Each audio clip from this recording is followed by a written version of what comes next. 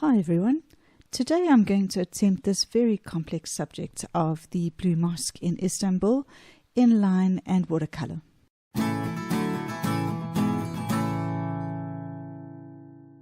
Sometimes it's difficult to even know where to start with something that is as technical as this. We want to make sure that our proportions are correct and that we get all of the minarets and domes in the right place. For that reason, when I'm sketching something as complicated as this, I often use a grid on my photograph to help me with my sketching.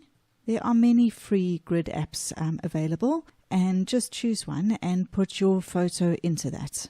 I then draw the same lines on my sketch paper and then use the grid to help me get each of the important items into the correct area of the sketch before I sketch even more detail. The pencil sketch for this was quite a time-consuming process. I'm going to start with the pencil sketch already down and begin with my line work in a Pigma Micron liner pen in size 0.2. This is a waterproof pen and the ink will therefore not run when I put the watercolor layer on top. If you wish to make use of it, the free downloadable and traceable sketch reference is available in the description box below. You can download and print the image and then trace it onto your paper.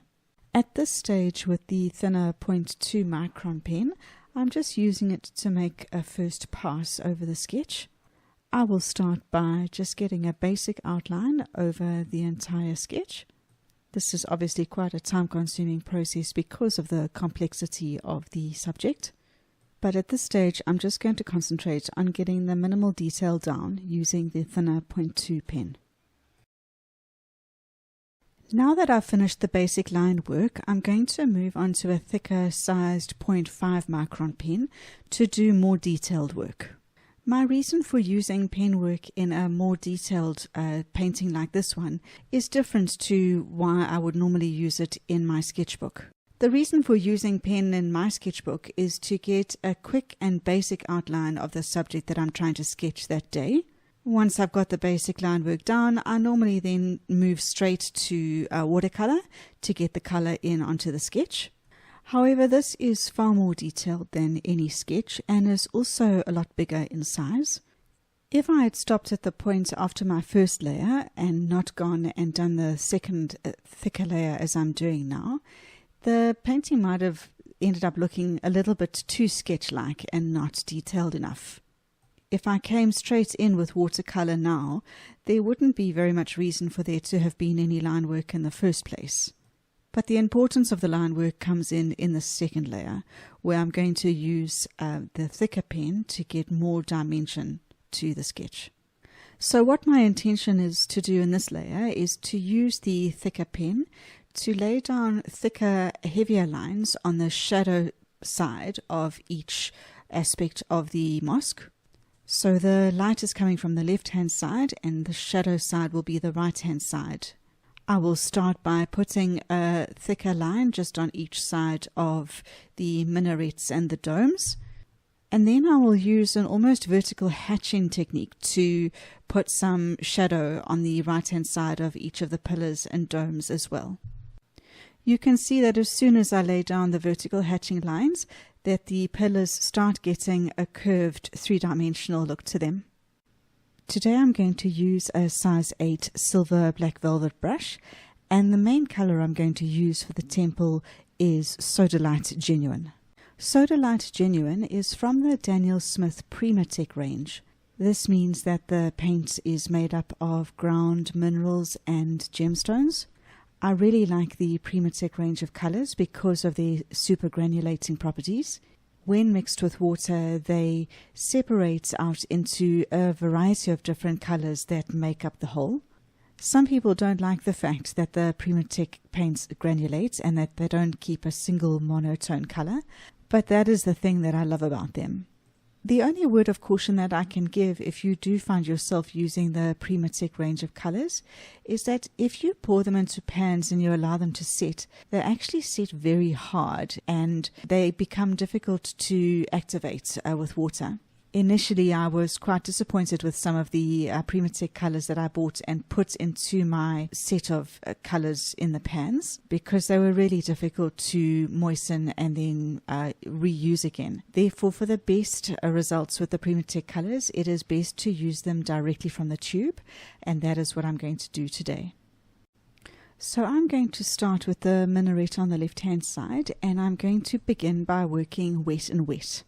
I use my brush to lay down clean water over the whole area of the left minaret. I want the water that I lay down to be glistening if I look at the surface of the paper, but not pooling in puddles. If it's too wet, then the dark color that I lay in will spread too far. Once the water is down, I will take a medium consistency mix of the Sodalite Genuine and lay it down only on the right-hand side, the shadow side of the minaret. The layer of water underneath will cause it to naturally start spreading to the left-hand side, and I will keep on adding Sodalite Genuine in a thicker and thicker consistency only to the far right-hand side as the shadow spreads to the left, until I'm happy with the intensity of the shadow on the right-hand side.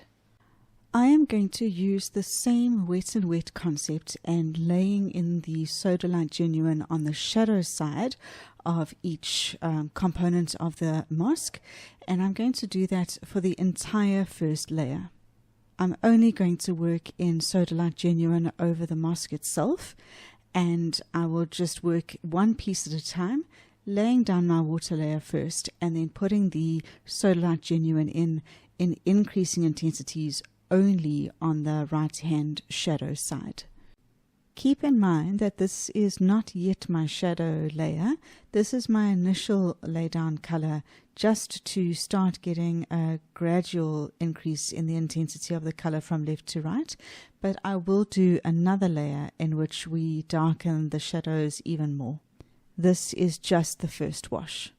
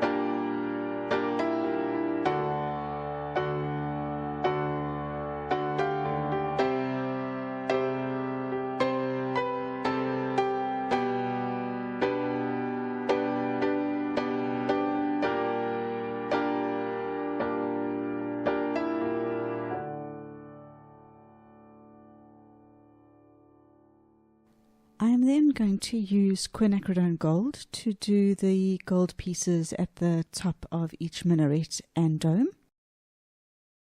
Now I'm going to begin with my shadow layer. In order to do that, I'm going to use Payne's Grey.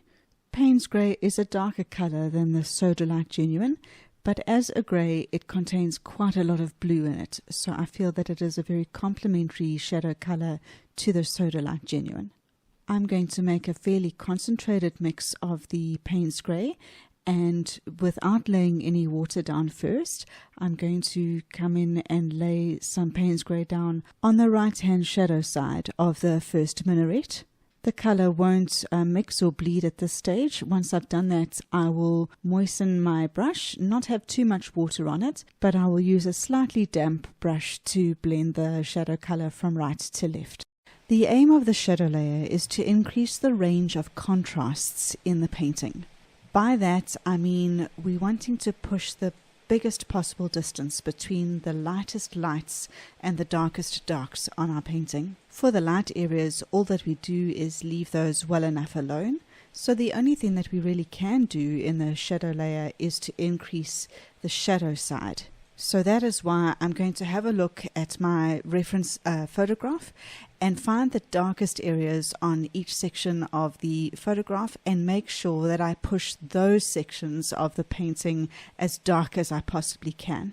Increasing this range of contrasts gives a more three-dimensional look to the painting and makes it look more realistic. And as soon as we do this, the painting really does start to pop. Any time that you are working on your own painting and it's looking a little bit unfinished, or you're wondering what more the painting could possibly have to improve it, I can almost certainly say that 99% of the time, the answer to that is always more contrast. Stand back, have a look at your sketch and just ask yourself, in what areas of the sketch can I possibly push my darker colors darker or add more shadow without touching the lightest areas. As soon as you start increasing this contrast, you will notice a marked difference in the painting, and it will start to look more realistic and pack a whole lot more punch. Now I'm going to work on the foliage layer at the front. I'm going to keep reminding myself that I'm wanting to retain a very muted palette for this painting, and so I don't want to allow the green foliage in front to get very bright and distract from the main subject of the painting, which is the mosque. So I'm starting off with a very muted wash of undersea green, and then I will use and drop in Perylene green, which is darker, and then some sap green as well, but not too much sap green because then it will get too bright.